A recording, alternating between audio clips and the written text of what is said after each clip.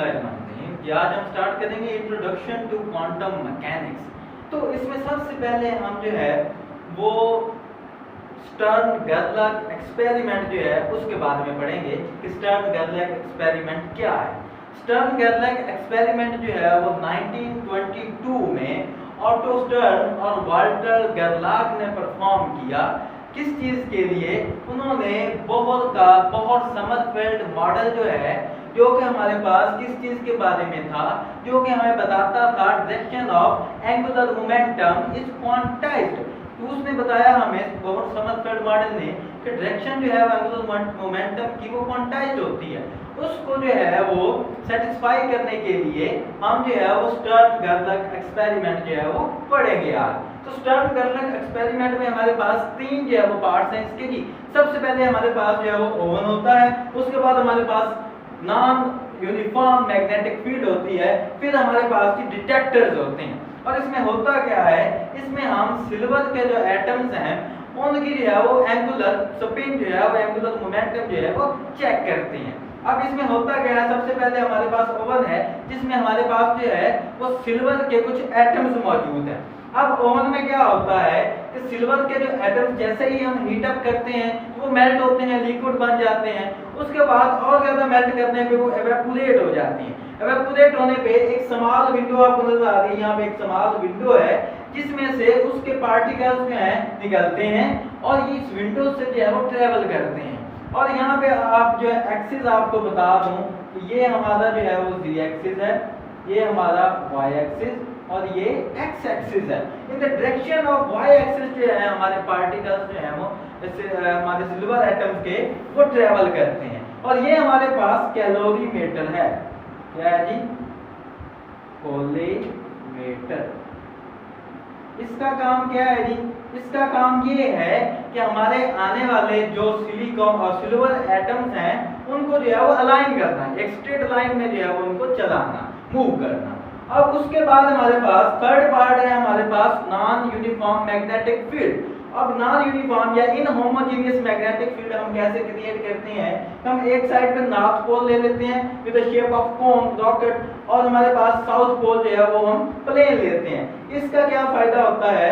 इससे हमें ये फायदा होता है कि हमारे पास जो मैग्नेटिक फील्ड होती है नॉर्थ पोल वाली, वो यहाँ पे जो है मैग्नेटिक फील्ड बहुत ज्यादा जो है वो करीब होती है, क्या है वो कंसंट्रेटेड होती है।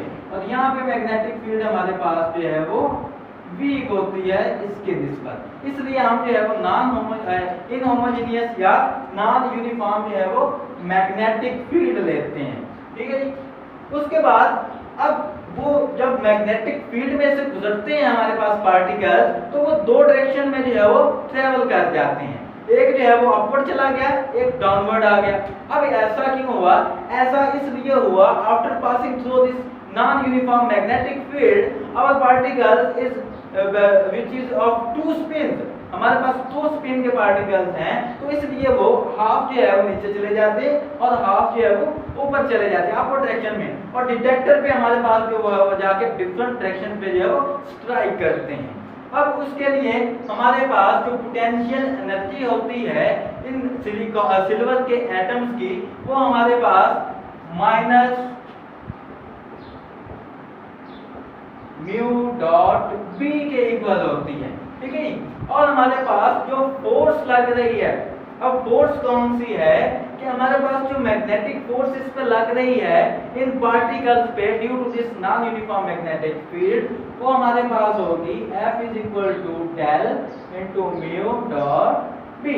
अब डेल हमारे पास फोर्स अब किस वजह से, अब आपने ये देखना फोर्स किस डायरेक्शन में लग रही है। अब हमने देखना है कि हमारे पार्टिकल जो है वाई डायरेक्शन में वाई एक्सिस के लॉन्ग ट्रेवल कर रहे हैं और हमारी जो मैग्नेटिक फील्ड है वो z डायरेक्शन में लग रही है। इसका क्या मतलब हुआ कि force is acting perpendicular to the direction of propagation of silver atoms. हमारे पास इस डायरेक्शन में जो है वो फोर्स लग रही है, पार्टिकल इस डायरेक्शन में मूव कर रहे हैं, तो फोर्स जो है परपेंडिकुलर लग रही है किस डायरेक्शन में? z डायरेक्शन में लग रही है, z एक्सिस के अलोंग लग रही है। तो हम लिख सकते हैं कि हमारा डेल जो है वो कर्ली z करली ओवर करली z के इक्वल होगा। और ये हमारे पास म्यू डॉट बी। इसको हम लिखना चाहें तो इसको हम ऐसे लिख सकते हैं कि फोर्स हमारे पास आ जाएगी म्यू जेड इंटू करली बी ओवर करली जी। ये हमारे पास जो है वो फोर्स की वैल्यू आ जाएगी। उसके बाद हमारे पास है मैग्नेटिक मूवमेंट। अब मैग्नेटिक मूवमेंट क्या है इसको देखते हैं हम पहले मैग्नेटिक मूवमेंट। अब मैग्नेटिक मूवमेंट क्या है कि अगर हमारे पास कोई लूप हो, कोई भी लूप ले लें जिसका एरिया क्रॉस सेक्शनल एरिया हमारे पास ए हो और उसमें चार्जेस की मूवमेंट की वजह से करंट जो है वो आई प्रोड्यूस हो जाए तो उसकी जो मैग्नेटिक मूवमेंट होगी म्यू वो हमारे पास आई डॉट ए के इक्वल होगी। अब यहाँ पे हमारे पास आई करंट जो है वो चार्ज पर यूनिट टाइम होता है तो उसे हम लिख सकते हैं Q ओवर, और टाइम जो है वो एक पूरा सरकमफेरेंस है उस लूप का जो कि हमारे पास इक्वल होगा 2 पाई आर ओवर v के। ये हमारे पास आई की वैल्यू आ गई, ठीक है जी। अब यहाँ से और ए जो है उसका एरिया हमारे पास क्रॉस सेक्शनल एरिया वो पाई आर स्क्वायर के इक्वल होगा। स्फीयर है ना तो पाई आर स्क्वायर के इक्वल होगा। यहाँ से हमारे पास एक आर जो है वो आर से कैंसिल हो जाएगा और पाई पाई से कैंसिल हो जाएगा। v हमारे पास ऊपर चला जाएगा तो ये हमारे पास बन जाएगा क्यू वी आर ओवर 2। और अगर यहाँ पे हम जो है वो m से ऊपर और नीचे मल्टीप्लाई करवा देते हैं, डिवाइड कर देते हैं, ऊपर भी m से नीचे भी m से, तो ये हमारे पास mvr आ गया। mvr हमारे पास एंगुलर मोमेंटम L के इक्वल होता है, L इक्वल टू mvr आपने पढ़ा हुआ। तो ये हमारे पास यहाँ पे हम पुट कर सकते हैं Q ओवर 2m और mvr की जगह हम पुट कर सकते हैं एंगुलर मोमेंटम L। तो यहाँ से हमारे पास करंट I जो है Q over 2m into L के इक्वल आ गया। सॉरी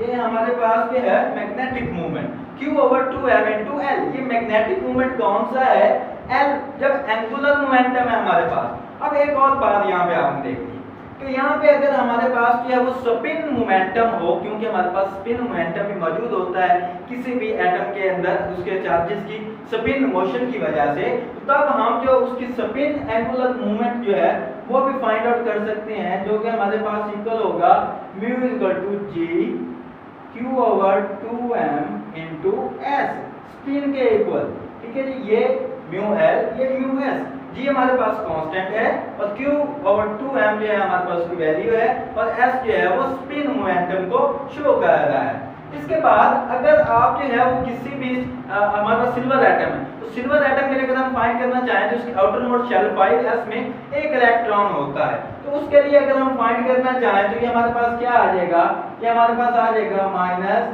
जी E over 2me into S. ये हमारे पास आ जाएगा, ये हमारे पास आ गया म्यू एस, ठीक है जी। अगर आप यही जो है वो म्यू जेड के लिए फाइंड करना चाहें क्योंकि वो हमारे पास सी डायरेक्शन में फोर्स लग रही है तो वो हमारे पास क्या आ जाएगा कि अगर ये मैं अरेंज कर दूं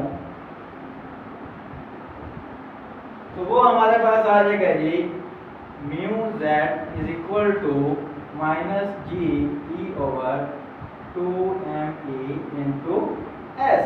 ये आ जाएगा म्यू जेड। अब हम जो है अगर म्यू जेड की ये वैल्यू इधर फोर्स F पुट कर देते हैं तो हमारे पास क्या आ जाएगा, फोर्स हमारे पास इक्वल आ जाएगी म्यू जेड हमारे पास minus G E over 2me into S और हमारे पास साथ आ जाएगा G D V over D G. ये हमारे पास जो है वो फोर्स की वैल्यू आ जाएगी।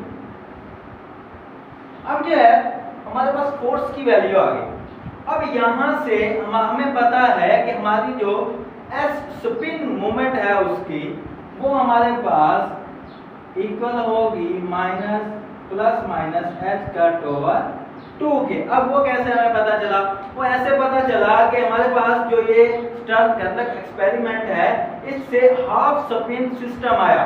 हाफ स्पिन सिस्टम का क्या मतलब है कि हाफ जो है पार्टिकल हमारे अपवर्ड डायरेक्शन में स्ट्राइक किए, हाफ जो है वो डाउनवर्ड डायरेक्शन में स्ट्राइक किए, तो हाफ स्पिन सिस्टम आया। इसका क्या मतलब है, हमारे पार्टिकल की हाफ स्पिन जो है वो h कट बाई 2 होगी और half minus h cut by 2 होगी।